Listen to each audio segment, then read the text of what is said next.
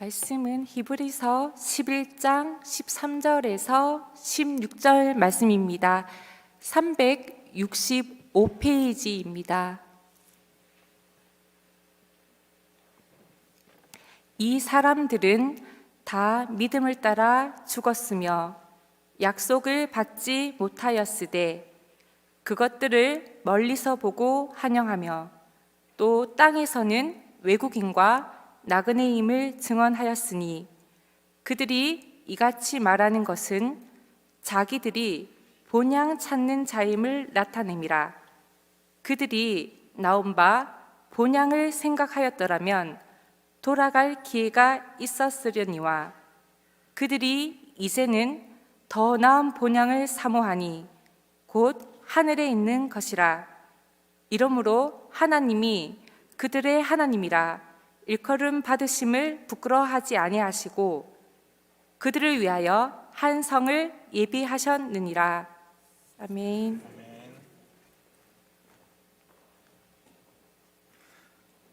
대구 동산교회 박영찬 목사님이 나오셔서 인생이란 무엇인가라는 제목으로 말씀 전해주시겠습니다. 네, 말씀 듣기 전에 잠시 기도드리겠습니다. 하나님 아버지, 은혜를 감사합니다. 우리를 세상에서 불러주셔서 하나님의 자녀 삼아주신 것 감사하고 나는 범어교회입니다, 범어교회로 세워주심을 감사합니다. 특별히 세상을 향하여서 우리가 나아가는 사명자로 세우셨사온데 우리가 예배자로 사는 것, 또 훈련자로 사는 것, 전도자로 사는 것, 또 치유자와 소명자로 사는 것 결코 우리의 힘으로 감당할 수 없는 줄 압니다. 이 시간 우리에게 말씀을 통해서 이러한 사명을 감당할 수 있도록 우리에게 은혜와 힘을 더하여 주시옵소서. 특별히 디모데 청년들 회원들에게 은혜를 주시사 주어진 사명을 더 잘 감당할 수 있게 하여 주시옵소서. 연약한 종을 붙잡아 주시기를 원하옵고 예수님의 이름으로 기도드리옵나이다. 아멘. 할렐루야. 네, 반갑습니다. 대구 동산교회를 섬기는 박영찬 목사입니다. 축구 경기를 보면 전반전이 있고 그리고 후반전이 있습니다. 우리의 인생도 마찬가지인 것 같습니다. 크게 둘로 나눈다면 인생 경기에도 전반전이 있고 후반전이 있습니다. 그렇다면 우리의 관심은 도대체 이 언제부터가 인생의 후반전일까 하는 데 관심이 많습니다. 언제쯤 된다고 생각을 하십니까? 어떤 분들은 한 50대부터 후반전인가? 또 60대부터인가 생각하시는 분도 있습니다. 제가 아는 분이 농협에 근무하고 농협 대북에 근무를 하는데요. 어느 날 시골에 할아버지 한 분이 오셔서 이제 대출을 받으시는데 상환 연도가 있지 않습니까? 그래서 어르신 상환 연도를 몇 년으로 해드릴까요? 하니까 30년 해주세요. 연세가 어떻게 되신데 하니까 70이라고. 아마 그 어르신은 70부터 인생의 후반전이 시작된다고 생각하신 것 같습니다. 흔히들 이 100세 시대가 왔고 또 우리가 그에 맞추어서 우리가 노후 준비를 해야 한다는 이야기를 정말 많이 우리가 듣고 있습니다만은 근데 실제로는 우리의 후반전은 그렇게 늦게 시작하는 것 같지 않습니다. 2020년 우리나라 이 남자들의 평균 나이가 80.5세라 그러죠. 그 말은 이 땅에 사는 모든 남자들은 80.5세까지 무조건 살 수 있다, 그런 말이 아니지 않습니까?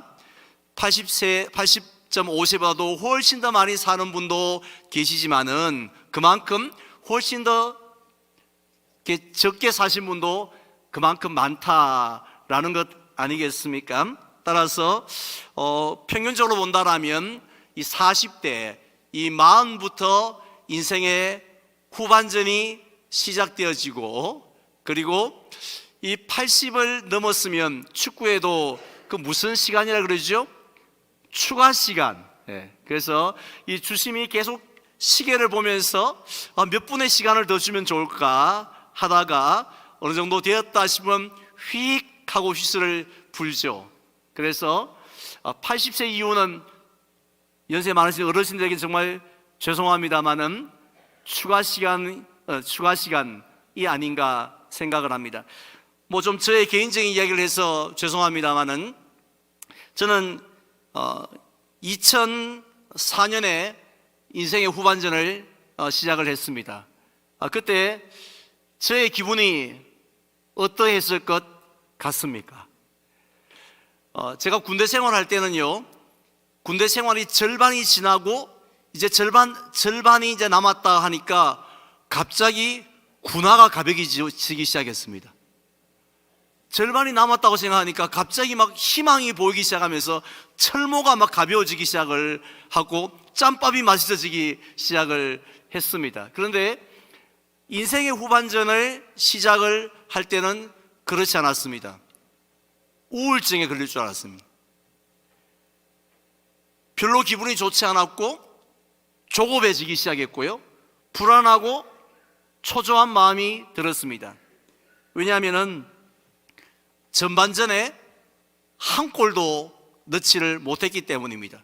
물론 그렇다고 해서 제가 빈둥빈둥 넘 골대 앞에서 나와 어슬렁 뭐 그렇게 다니면서 인생을 살았던 것 아니었습니다. 정말 열심히 살았지만, 그래도 목회했지만 유효 슈팅 한 방 제대로 날리지 못하고 전반전을 다 보냈다는 생각이 들고, 그리고 또 이 후반전도 내가 한 여러 골, 헤드트릭을 하면서 여러 골을 넣을 수 있다, 뭐 또 이런 마음도 또 전혀 들지를 않았습니다. 어쩌면 이러다가 게임이 끝날 수 있겠구나, 한 골도 넣지 못할 수 있겠구나 하는 생각이 들었습니다.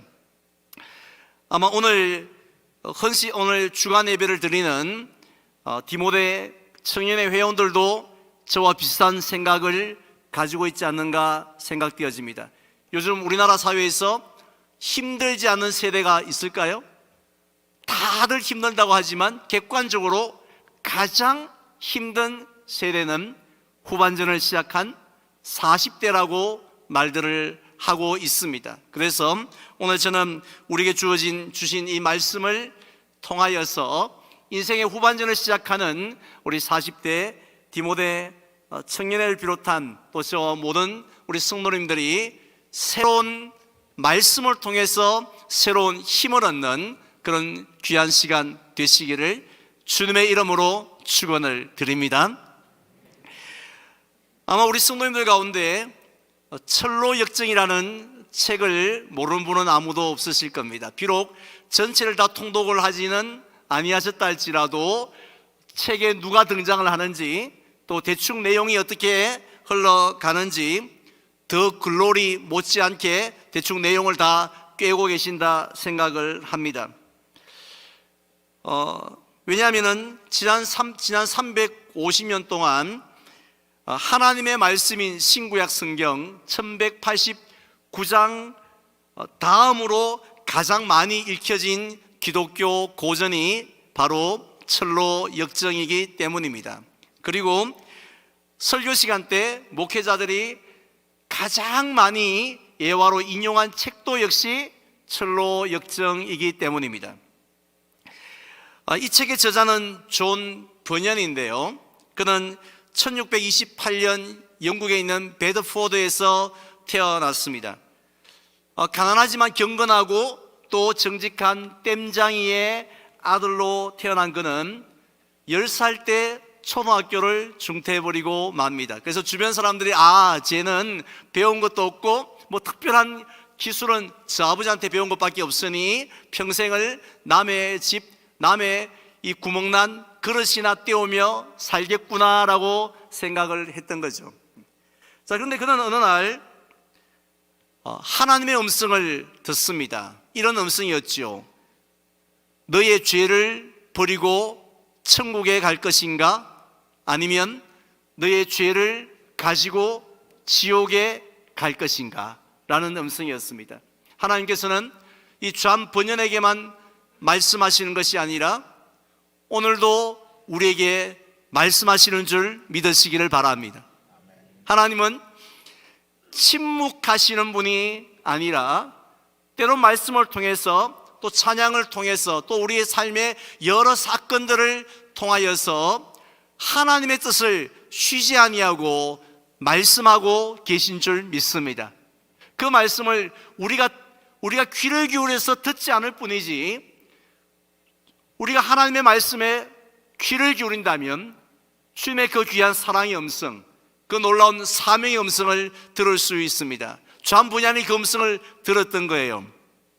그래서 얼마나 큰 도전이 되었는지, 한 번도 그 젊은 나이에 인생의 전반전을 뛰면서 내가 지옥에 갈 건가 천국에 갈 건가 고민해 보지 않았는데, 근데 그 하나님의 음성을 듣고는 도전을 받습니다. 그래서 25살에 세례를 받고 크리스찬이 되었습니다.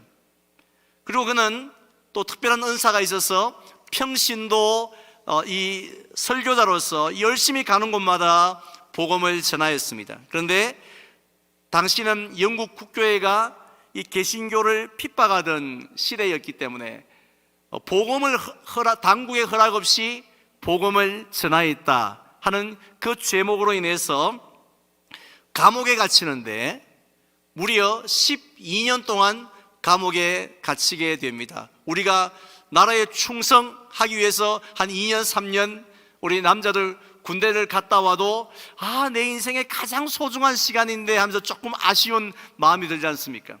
그런데 다른 죄도 아니고 복음을 전했다는 죄로 무려 12년 동안이나 그 어두운 감옥에 갇혀 있어야만 했던 좌한 번연, 얼마나 속상했겠습니까? 그리고 얼마나 시계를 보면서 아깝다, 아까워 하는 마음을 가졌겠습니까? 그런데 그 기간 동안에 좌한 분야는 그 어두컴컴한 감옥 안에서 조그마한 책상 위에 앉아서 책을 쓰기 시작을 했습니다. 그 책이 무슨 책이었죠? 바로 철로 역정이었습니다. 그렇다면 한 남자가, 한 복음 전도자가 감옥에서 쓴 그 책이 가장 성경 다음으로 많이 읽혀진 이유, 또 설교에서 가장 많이 인용되어지는 이유는 무엇 때문이라 생각하십니까? 어떤 가치 때문에 그럴까요? 그것은 이 책은 우리에게 답을 주는 책이기 때문입니다. 뭘 주는 책이라고요? 답을 주는 책이에요. 질문으로 끝나는 책이 아니라 그렇구나, 그 답이 이거구나 하고 답을 주는 책이기 때문에 사람들에게 사랑을 받습니다. 그렇다면 무엇에 대한 답인가 하면 오늘 설교의 제목입니다. 한번 따라할까요? 인생이란 무엇인가? 인생이란 무엇인가에 대한 답을 주는 책이기 때문입니다. 우리 성도님들은 지금 빈둥빈둥 놀고 계신 분 계십니까? 다들 얼마나 인생을 열심히 사십니까? 그래서 지금 고개를 뒤로 팍 제끼고 주무시는 분도 계시고, 사실은 아까 이 오후예배 엘리베이터 타고 올라오는데 많은 분들이 귀가를 하시더라고요.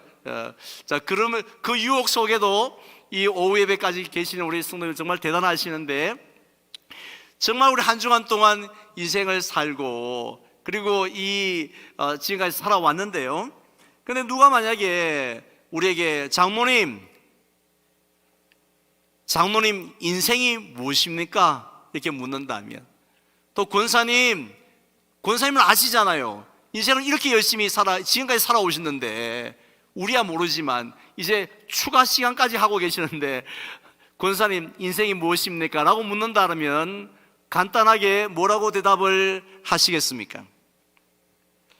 마치 결혼이 무엇인지를 모르고 결혼을 하고 그렇게 부부 생활을 한다라면 결코 행복한 가정생활을 이룰 수가 없지 않겠습니까?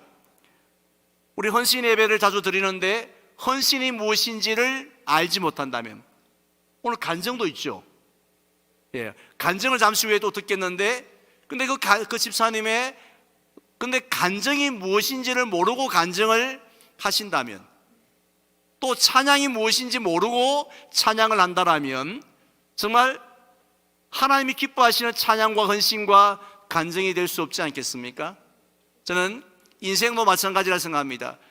열심히 하는 것도 중요하겠지만, 열심히 사는 것도 중요하겠지만, 인생이 무엇인가를 알고 살아가는 것, 그 방향 아니겠습니까? 그게 정말 참으로 중요하기 때문에 인생이 무엇인가라는 질문보다도 더 중요한 질문은 없다고 생각합니다. 자, 그렇다면 인생이 무엇인가라는 질문에 대하여서 존 번연은 철로 역정에서 어떻게 대답을 하고 있습니까? 우리 잠도 깨울 겸 한번 따라 하실까요? 인생은 나그네다. 예, 인생은 나그네다. 혹시 우리들 가운데 인생은 나그네다라는 이 존 번연의 그 내린 결론을 들으면서 깜짝 놀라신 분 있습니까? 세상에 그랬구나, 이런 분 아무도 계시지 않을 겁니다. 왜냐하면 우리가 이 말을 얼마나 많이 들었습니까? 박목을 시인이 쓴 시에도 보면 구름에 달 가듯이 가는 뭐요? 나그네가 나오지 않습니까? 심지어는 가수 최희준이 부른 노래 제목이 뭐죠? 하숙생. 예, 하숙생에도 보면은 인생은 나그네 길이라고 나옵니다. 그런데 그 하숙생에 나오는 나그네와 철로역정에 나오는 나그네는 엄청난 차이가 있습니다. 먼저 하숙생에 나오는 나그네는 우리 가사를 깊이 묵상을 해보면 그게 나오는 나그네는 왠지 너무 서글퍼요. 너무 처량합니다. 또 너무 이렇게 외로워 보입니다. 그 노래를 나도 모르게 흥얼거리면서 따라 부르다 보면 우리는 저희 교회도 어느 장립사님, 은퇴하신 장립사님이 새벽기도 오시다가 이제 본인도 모르게 걸어서 오시면서 자기는 찬송가를 부른다고 이렇게 새벽기도 올 때 여러 주변 교인들이 쭉 교회에 오면서 찬송가를 부른다고 이렇게 열심히 부르고 왔는데 교회 와서 생각을 해보니 가면서 보니까 인생은 나그네 길 그걸 부르고 있더라는 거죠. 그런데 그 노래를 부르면 부를수록 그 부를수록 맞아, 내가 인생을 다시 한번 힘있게 살아봐야겠다, 이렇게 용기가 생기십니까? 아이고, 인생 살아서 뭐하노? 이런 마음밖에 들지를 않습니다. 왜냐하면 가사에 보니까 어디서 왔다가 어디로 가는지 모르는 것이 인생이기 때문입니다. 그리고 구름이 흘러가듯 또 강물이 흘러가듯 정처 없이 흘러가는 것이 우리의 인생이기 때문입니다. 빈손으로 왔다가 또 빈손으로 가는 것이 우리의 인생이라고 가사에 나와 있으니, 야, 이런 인생을 더 살고 추가 시간까지 보태가면서 살고 싶은 마음이 별로 들지가 않습니다. 제가 사는 아파트는 이 동구에 있습니다. 수성구와는 많이 차이가 납니다. 첫 번째 차이는 놀이터에 아들이 없습니다. 그리고 경로당 앞에 있는 이 팔각정에는 어르신들이 바글바글 모여 계세요. 어른들이 참 많은 동네고 또 그런 교회입니다. 그러다 보니 이렇게 자연스럽게 이렇게 어른들의 삶을 지켜보면요, 처음에는 그 어르신들이 경로당과 그 앞에 있는 팔각정을 중심으로 열심히 막 화토도 치고 윷놀이도 하시고 이렇게 활동을 하세요. 그러다가 언제부턴가 그분들이 어디를 가시기 시작하면 노치원에 가십니다. 노치원 아십니까? 주간보호센터라고 있습니다. 얼마 전까지 팔각정에 앉아서 윷놀이 하시던 분이 노치원 가는 그 봉고를 타고 내리기 시작을 하십니다. 그러다가 얼마 있으면 그 봉고에서 내리는 모습도 볼 수가 없습니다. 여쭤보면 어디 가셨을까요? 요양원에 가셨다고 하네요. 더 이상 그 동네에서 뵐 수가 없어요. 그리고 또 요양원에 계시다가 좀 더 지나면 요양병원에 또 가 계신다는 얘기를 듣습니다. 저희 교회만 하더라도 벌써 13명의 어르신들이 요양원에 계세요. 요양병원하고. 근데 거기 계신 분들의 그 소원을 저는 알고 있습니다. 아마 우리 성도님들도 아실 거예요. 요양원에 계시는, 요양병원에 누워 계시는 그 어르신들의 가장 간절한 소원이 뭘까요? 그렇죠. 어디 가고 싶다고요? 집에 가고 싶다입니다. 집에 가고 싶은 거예요. 내일 뭘 맛있는 음식을 먹었으면 좋겠다, 뭐 좋은 옷을 입어서 좋겠다가 아니에요. 집에 갔으면 좋겠다는데, 그런데 단 한 분도 그 소원을 이루지 못합니다. 아무리 열심히 기도해도 그 소원을 이루지 못하고, 인생의 가장 힘든 시기에, 특별히 요즘 같은 코로나 때는 그냥 제대로 임종 예배 한번 드릴 기회도 없이 그렇게 외롭게 주님의 부르심을 또 이 세상을 떠납니다. 얼마나 허무한 인생입니까? 하숙생이 노래한 인생이죠. 근데 철로역정에 나오는 그 나그네는요, 정반대예요. 같은 나그네라고 말하지만 철로역정에서 말하는 나그네는요, 비록 우리가 나그네인 건 맞지만, 영원히 이 땅은 살 수 없지만 처량하고 불쌍하고 쓸쓸한 나그네가 아니라 행복한 나그네라고, 노래하는 순례자라고 가르쳐 주시고 있습니다. 왜냐하면 세 가지 이유 때문에 그렇습니다. 첫 번째 이유는요, 우리는 본향을 향하는 나그네이기 때문에 행복한 순례자라고 말하고 있습니다. 오늘 13절 말씀해 보면 이 사람들은 이란 단어로 시작하는데, 이 사람들이 누군가요? 앞에 나오는 아브라함과 이삭과 야곱과 같은 족장들을 가리킵니다. 근데 그들은 다 믿음을 따라 죽었다고 했는데, 어떤 믿음을 가지고 그들은 살았을까요? 특별히 그들은 본향에 대한 믿음을 가졌습니다. 사람이 죽으면 끝이지 뭐, 아니야, 죽으면 뭐가 잘은 모르겠는데, 이것이 아니라 죽음 이후에 무엇에 대한, 본향에 대한, 본향으로 돌아갈 것에 대한 믿음을 가지고 한평생을 살았다는 것입니다. 그래서 그들은 아직도 본향에 들어가지 않았음에도 불구하고 이제 인생의 후반전을 살고 인생의 추가 타임을 사는 그때에도 불구하고, 그때에 그 믿음이 있었기 때문에 멀리서 그 본향을 바라보면서 바라보고 환영하였다라고 했다는 거죠. 그 맛에 살았다는 것입니다. 그냥 내가 인생을 사는 맛이 어디 있느냐 하면, 이 족장들은 바로 천국, 내가 돌아갈 그 본향의 맛으로, 그 본향을 바라보면서 힘을 내고 용기를 내서 살았다는 것입니다. 돈 잘 버는 자식이 인생의 힘이 되는 게 아니라, 바로 내가 지금 쑥쑥 올라가고 있는 아파트 값이 인생의 힘이 되어지는 것이 아니라 본향이 인생의 힘이 되었다는 것입니다. 그래서 나는 외국인이라고, 나는 나그네라고, 이 땅에 잠시 머물다가 내가 저 본향으로 돌아갈 것이라고 그것을 정언하였다고 했습니다. 그런데 16절에 보니까요, 족장들이 그토록 사모했던 본향은 어디 있었습니까? 저희 교회는 의성분들이 되게 많으세요. 자, 그런데 이 족장들이 사모했던 본향은 어디라고요? 16절 말씀을 한번 보시기 바랍니다. 16절을 우리 다 같이 한 목소리 읽었으면 좋겠습니다. 그들이 이제는 더 나은 본향을 사모하니 곧 하늘에 있는 것이라. 이러므로 하나님이 그들의 하나님이라 일컬음 받으심을 부끄러워하지 아니하시고 그들을 위하여 한 성을 예비하셨느니라. 아멘. 자, 지금 히브리서 기자는요, 족장들이 사모했던 그 본향은 땅에 있던 의성, 청송, 봉화도 자랑스러운지 모르겠지만 하여튼 그런 곳과는 비교할 수 없는 곳이라고 했습니다. 그래서 더 나은 본향이라고 했는데요, 그 본향은 하늘에 있는 것이라 말씀하셨습니다. 그래서 요한계시록 21장에도 보면은, 또 내가 보매 거룩한 성 새 예루살렘이 하나님께로부터 어디에서 내려온다고요? 하늘에서 내려오니 라고 말씀을 하셨습니다. 그렇다면 그 하늘에서 내려오는, 그 하늘에 있는 그 본향은 누가 예비하셨다고 말씀하고 있나요?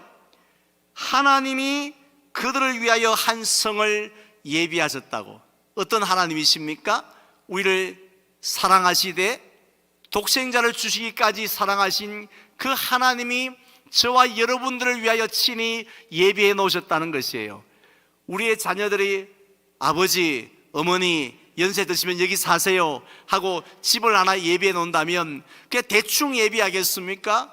뭐 모든 걸 다 살피고 준비하는 거 하지 않겠습니까? 그런데 하나님이 친히, 전능하신 하나님이 그 성을 예비하셨다고 했습니다. 그래서 우리 예수님도 내 아버지 집에 거할 곳이 많도다, 내가 너희를 위하여 처소를 예비하러 가노라 라고 하신 거죠. 자, 그런데 문제는 뭐냐면은 이 땅에 사는 모든 사람들이 다 그럼 100% 하나님이 예비하신 본향으로 돌아가느냐? 그게 아니라는 거죠. 다 들어갈 수 없죠. 이유가 있습니다. 무엇 때문이죠? 죄 때문입니다. 거룩한 성에는 거룩한 백성만이 들어갈 수 있다는 것이죠. 그래서 로마서 3장 23절에도 보면 모든 사람이 죄를 범하였음에 하나님의 영광에 이르지 못하더니 라고 말씀했고, 우리 예수님도 요한복음 14장 6절에서 나로 말미암지 않고는 아버지께로 올 자가 없느니라고 하셨습니다. 그래서 결국 이 말씀은 결국은 어떤 사람만이 본향에 들어갈 수 있다는 말입니까? 나의 죄를 대신하여 십자가에 달려 죽으신 그 예수 그리스도를 믿는 거룩한 성도만이 거룩한 본향에 들어갈 수 있는 줄 믿으시기를 바랍니다. 그래서 철로 역정에도 보면요, 그동안 주인공이 그림에 보면은 막 짐을 이렇게 짊어지고 있지 않습니까? 죄의 짐이었습니다. 근데 그게 어디서 벗겨졌습니까? 십자가 언덕에서 벗겨지지 않습니까? 그 언덕에서 십자가에 달리신 주님을 바라보는 그 순간 그 죄의 짐이 느슨해지면서 그 죄에서 자유하였고 영원히 사라지게 되었습니다. 결국 십자가의 은혜로 그 죄의 짐을 벗지 않았다면 어떻게 될까요? 아무리 인생을 열심히 산다 한들 천국에 들어갈 수 없었다는 것입니다. 우리들도 마찬가지인 줄로 믿으시기를 바랍니다. 우리들은 십자가의 은혜로 구원을 받은 성도입니다. 그렇기 때문에 우리 내일 일을 몰라요. 하나님이 우리에게 얼마 동안 우리에게 평균 연령만큼 살게 하시는지, 후반전이 끝날 때까지 살게 하시는지, 후반전이 끝나고 몇 년의 추가 시간을 주시는지 아무도 몰라요.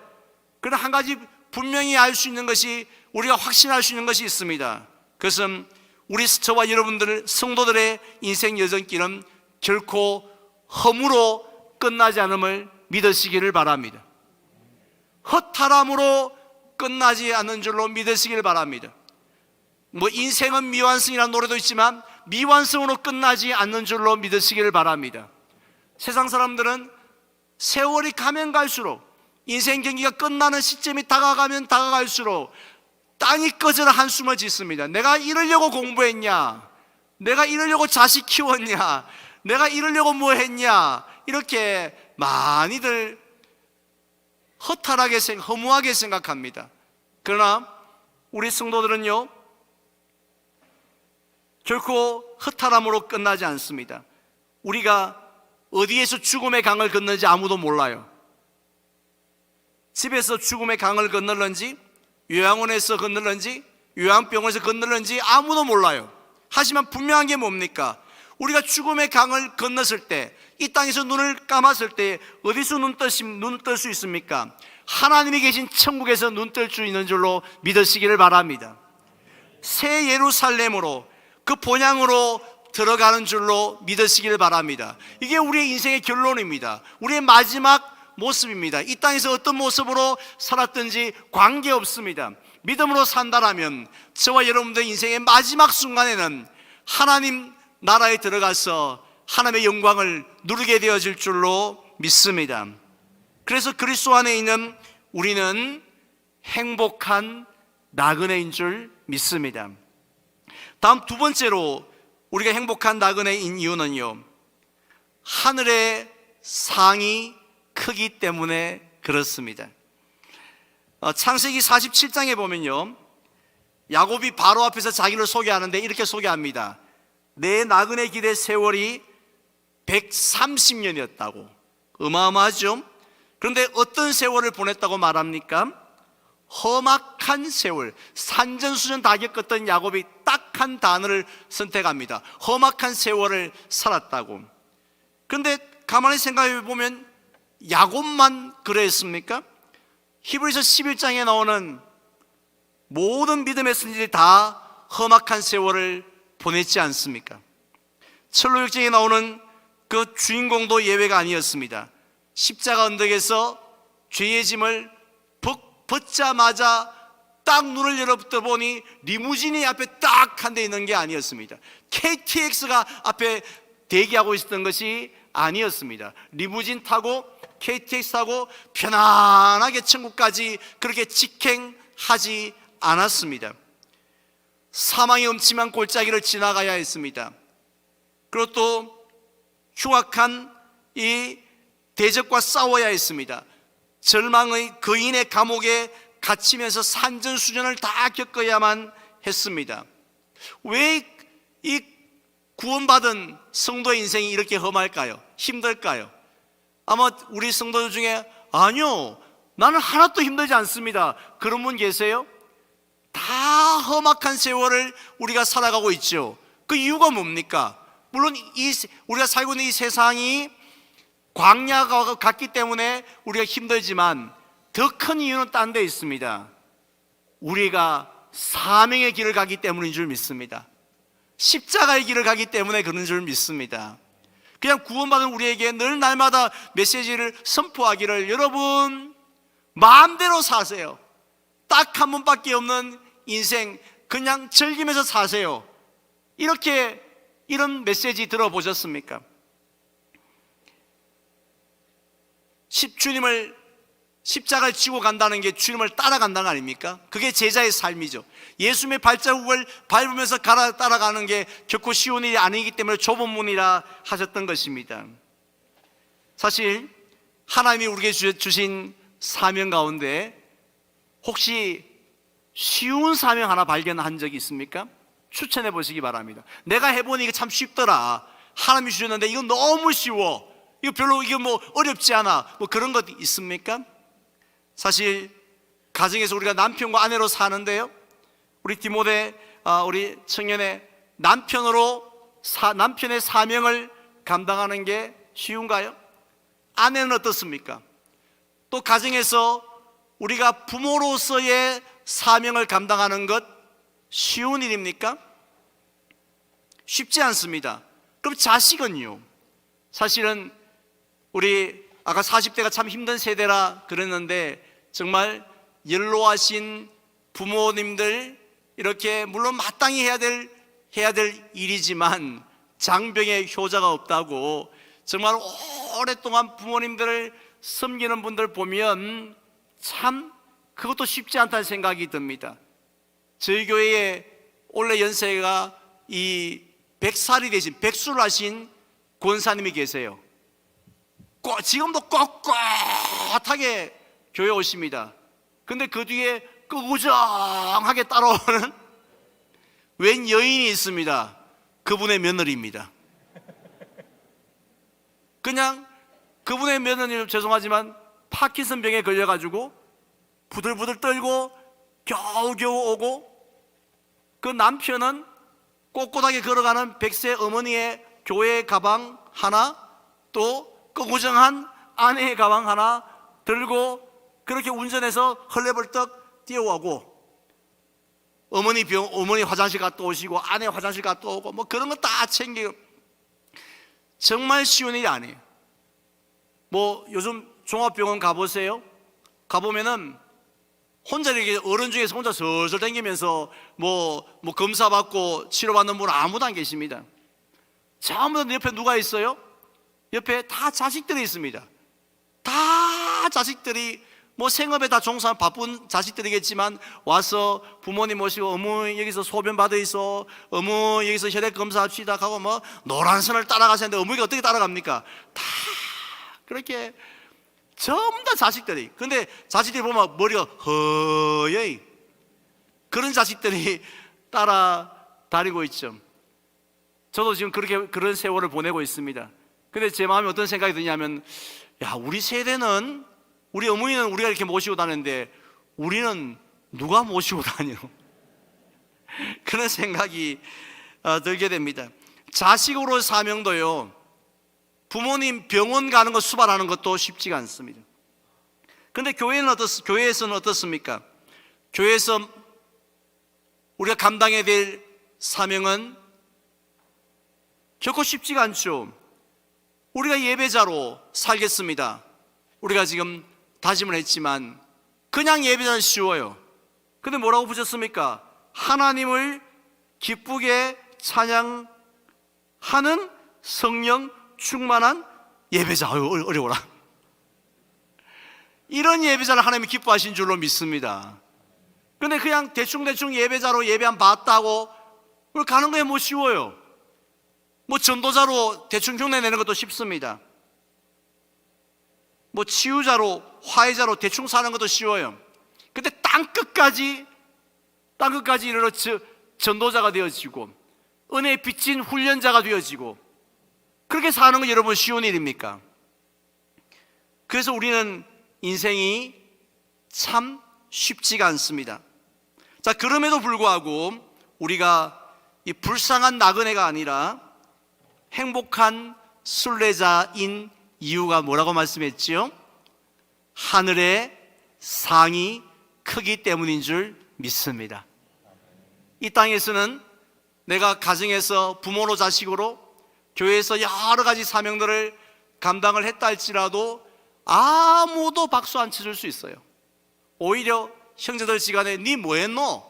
이런 이야기 듣고 마음의 상처가 입을 때도 있어요. 하지만 이 땅의 상은 아무것도 아니지만 하늘의 상이 큰 줄 믿으시기를 바랍니다. 요한계시록 14장에 보면 이는 그들이 행한 일이 따름이라고 말씀을 하셨지 않습니까? 우리는 다 잊어버렸지만은 우리 뭐 어느 권사님이 어느 집사님이 어떤 사역을 사명을 감당했는지 어떻게 다 당회가 어떻게 다 파악을 합니까? 어떻게 다 시상을 합니까? 박수를 쳐줍니까? 하지만은 하나님은 이 모든 것들을 다 기억하고 계신 줄 믿습니다. 그래서 의를 위하여 박해를 박는 자는 뭐 하라고요? 기뻐하고 즐거워하라고. 이유가 뭡니까? 하늘의 상이 크기 때문이라 하셨습니다. 당신의 그 섬김이 천국에서 뭐같이 빛난다고요? 해같이 빛날 줄로 믿습니다. 우리의 모든 헌신이, 사랑이, 또 예배가 천국에서 해같이 빛날 줄로 믿으시기를 바랍니다. 그래서 우리가 행복한 순례자인 거예요. 마지막 세 번째는 동행자가 있기 때문에 행복한 순례자입니다. 저는 이 추위를 많이 타는 편이에요. 그래서 이 겨울이 오면은 운동을 거의 하질 않아요. 하도 게을러가지고 추위를 많이 타서 운동을 잘 못해요. 그래서 이래서는 안 되겠다 싶어서 올겨울부터 무슨 운동을 했느냐 하면, 혹시 이 가상 라이딩 하고 계신 분 있습니까? 이 모니터를 보고 실내에서 자전거를 타는 그런 운동이에요.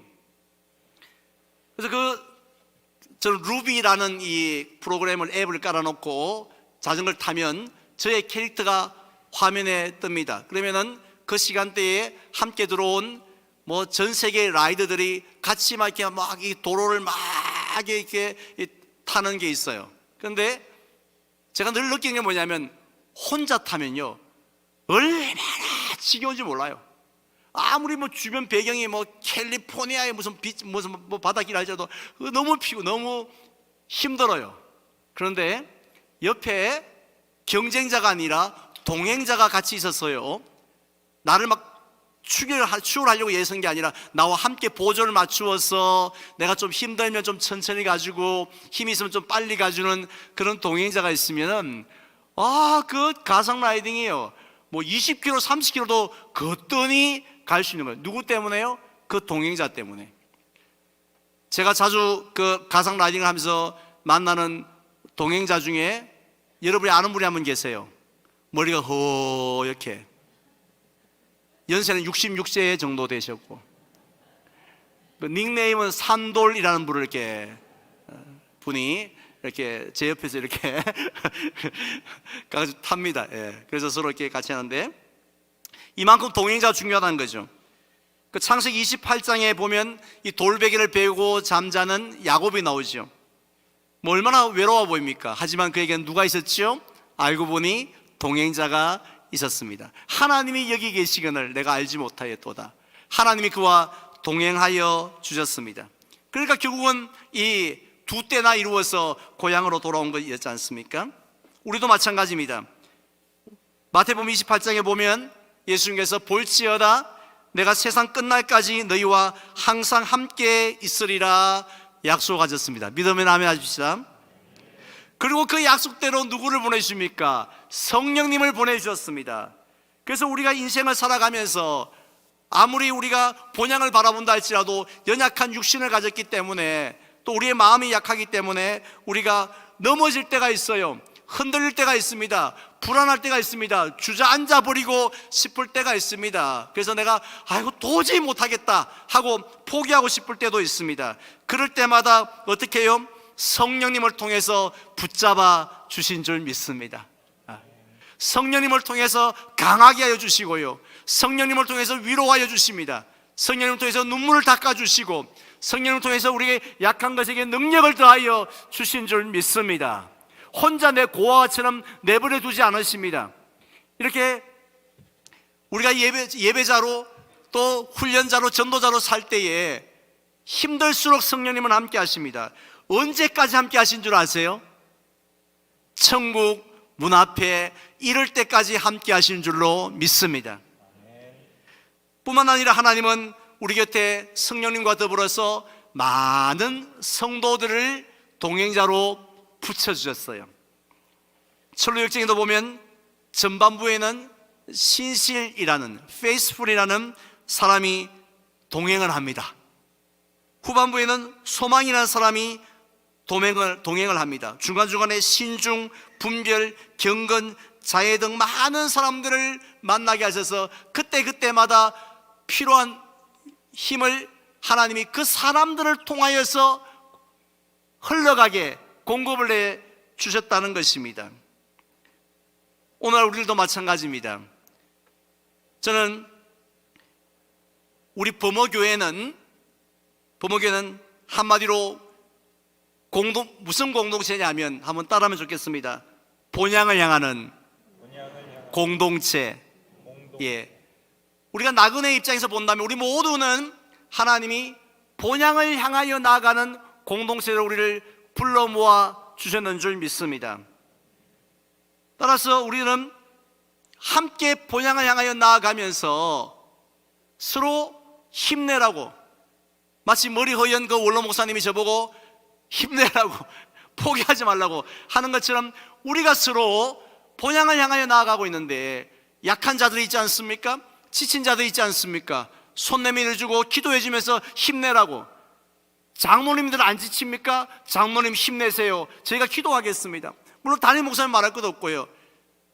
그렇게 위로하고 격려하면서 본향을 향하여 다들 이렇게 나아가고 있는 공동체로 우리를 범어교회로 불러주시는 줄로 믿습니다. 따라서 우리들은 이 교회 안에서 어르신들에게 정말 존경하는 마음을 가져야 됩니다. 그냥 저희 교회도 동네도 어르신이 많지만 애들은 없고, 교회도 어르신이 너무 많으세요. 그런데 어르신들이 늘 불만이 뭐냐면은 애들이 인사를 안 한다는 거예요. 그래서 내가 애들이 있습니까? 인사할 애들이 별로 없는데 애들이 인사를 받을 어른들은 너무 많고 인사할 애들은 별로 없어요. 자, 그런데 어른들은 단순하게 이렇게 생각하시는 것 같아요. 우리가 나이가 많은데 우리한테 인사해야지, 존경해야지, 이렇게 생각하세요. 근데 물론 그 말도 맞는 말씀이기도 하지만 신앙적으로 볼 때는 바로 그 어른들이 신앙의 산전수전을 다 겪으시고 이제 멋지게 전반전을 보내고 후반전을 보내고 주님께서 삑 하고 추가 타임 끝날 때까지 최선을 다해서 달려가고 계시기 때문에 우리 자녀들 세대는, 젊은 세대는 오 장모님 대단해요, 오 권사님 대단해요, 어떻게 그 험한 골짜기 깊은 강들을 다 건너서 여기까지 오셨어요, 진짜 대단하십니다, 고수입니다, 고수, 레전드입니다, 레전드. 이렇게 그 마음으로 존경해야 합니다. 그래도 우리 어른들은요 이제 뭘 모르잖아요. 인생의 경기를 제대로 알지도 못하지 않습니까? 앞으로 내가 넘어야 할 산들을 얘들도 넘어야 되는데, 내가 건넜던 강을 얘들도 건너가야 하는데 얼마나 마음이 안 됐습니까? 저게 넘겠나 싶으죠. 그래서 어떻게 돼요? 격려하고 기도해 주셔야 됩니다. 따라서 우리 곁에는요, 우리 교회가 뭐 크니까 주차장도 불편하고 식당도 불편해서 좀 불편하네 이런 생각하신 게 아니라, 이렇게 많은 응원자들을, 격려자들을 붙여주심을 인해서 우리들은 감사해야 할 줄 믿습니다. 그래서 우리는 행복한 순례자입니다. 이제 저는 말씀을 맺고자 합니다. 제가 중고등부 시절에 교회마다 문학의 밤이라는 행사를 많이 했습니다. 뭐 기억하고 계신 세대들도 있으실 것 같은데, 그때 보면 이 찬양 순서가 있어요. 찬양 발표회 순서가 있습니다. 그때 보면은 꼭 빠지지 않고 범목회는 범목회대로, 동산교회는 동산교회대로 늘 18분 곡으로 많이 불려졌던 찬양이 하나 있습니다. 이 본향을 향하네라는 찬양이었습니다. 그래서인지 매년 우리 범목교회가 잘 섬겨주심으로 대구 경북 지역 교경협이 이렇게 성령 강림절 때 리바이벌 집회를 이곳에서 늘 이제 해왔습니다. 그때 제일 첫 해 때 기억하시는지 모르겠지만, 우리 그 많은 모였던 목사님들, 사모님들이 우리가 젊은 시절 대학교 때 또 중고등부 때 불렀던 그 찬양 뭘 하면 좋을까 하니까 모두 다 이구동성으로 본향을 향하네 라고 했습니다. 저는 요즘 들어서 그 찬양을 정말 자주 부릅니다. 그래서 교회 로비에도 제가 좀 교육적인 부탁을 해서 계속 그 찬양이 유튜브를 통해서 흘러나오게 했습니다. 왜냐하면 김두환이라는 분이 작곡한 이 곡 안에 순교자들의 인생이 고스란히 들어있기 때문입니다. 어떻게 이렇게 한 곡 속에 우리의 인생을 담아낼 수 있었을까? 그리고 또 그 찬양곡 속에 먼저 천국에 간 우리 선배 신앙인들, 그분들의 인생이 고스란히 들어있기 때문입니다. 또 개인적으로는 1년 전에 소천하신 저희 아버님의 인생도 고스란히 그 찬양 속에 들어있기 때문이었습니다. 오늘 저와 여러분들이 살아가야 할 우리의 인생도 이 찬양 속에 고스란히 들어있다고 저는 믿습니다. 가사를 마지막으로 잠시 소개해드리면 이렇습니다. 이 세상 나그네 길을 지나는 순례자, 인생의 거친들에서 하룻밤 머물 때 환란의 구전 비바람 모질게 불어도 천국의 순례자 본향을 향하네. 이 세상 지나는 동안 괴로움이 심하나 그 괴로움 인하여 천국 보이고, 늘 항상 기쁜 찬송 못 부르나 은혜로 이끄시네. 생명강 맑은 물가에 백합 피고, 흰옷을 입은 천사 찬송가를 부르실 때 나 영광스러운 면류관을 받아 쓰겠네. 아멘. 이 찬양이 천국에 이를 때까지 인생 후반전을 살든 전반전을 살든 추가 시간을 살든 저와 여러분들의 신앙 고백이 되시기를, 특별히 인생 후반전을 시작한 우리 디모데 청년에게 소망과 위로와 힘의 찬양이 되시기를 주님의 이름으로 축원을 드립니다. 기도하겠습니다. 하나님, 감사합니다. 세상 사람들은 인생이 너무 허무한 인생이라고, 또 쓸쓸한 나그네 길이라고, 또 인생의 종착역이 너무나도 허탈하다라고 탄식하는 가운데 있으나, 우리들은 인생의 전반전을 살든 후반전을 살든 추가 타임을 살든 행복한 순례자임을, 노래하는 순례자임을 우리에게 말씀을 통해서 깨닫게 해주시니 감사합니다. 우리가 어디에서 언제 어디에서 죽음의 강을 건너는지 알 수 없겠지만 그때 천국에서 눈 뜰 수 있는 귀한 소망을 주시니 감사합니다. 그래도 이 땅에서는 좁은 길, 십자가의 길을 가지만 우리의 수고가 하늘에서 해같이 빛날 수 있는 그런 약속을 해주시니 감사합니다. 또 우리가 연약한 줄 아시고, 우리가 얼마나 부족한 줄 아시고 성령님을 통해서 붙잡아 주신 것 감사하고, 또 이렇게 많은 범어교회를 통하여서 서로 앞에 서서 이끌어주는 우리 어르신들과 또 함께 많은 젊은 세대들이 어울려서 함께 본향을 향하여 나아갈 수 있게 해주심을 감사합니다. 정말 생명강 맑은 물가에 백합이 피고 흰옷을 입은 천사가 찬송을 부를 때 영광스러운 면류관을 받아 쓰게 하여 주시는 그 하나님을 바라보면서 우리가 예배자, 훈련자, 전도자, 또 치유자, 회복자, 소명자의 사명을 잘 감당할 수 있는 범어교회가 되게 하여 주시옵소서. 예수님의 이름으로 기도드리옵나이다. 아멘.